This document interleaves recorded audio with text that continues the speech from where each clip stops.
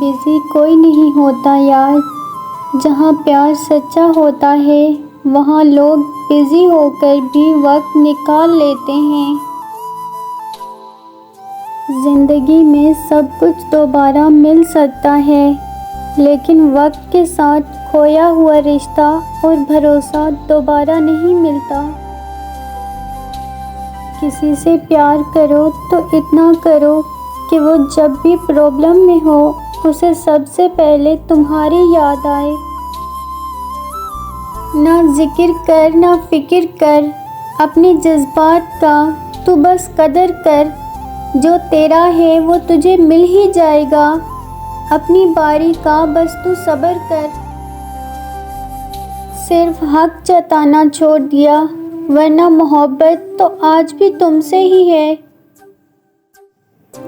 एक बात तो पक्की है, जिनके दिल बहुत अच्छे होते हैं अक्सर उन्हीं की किस्मत बहुत ख़राब होती है।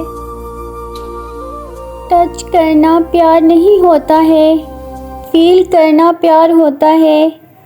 और सुनो, साथ घूमना प्यार नहीं होता, रिस्पेक्ट और केयर करना प्यार होता है।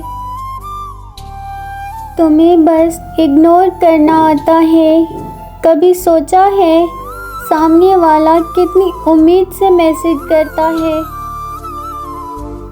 अगर पसंद नहीं मेरा साथ तो दूर हो जाओ।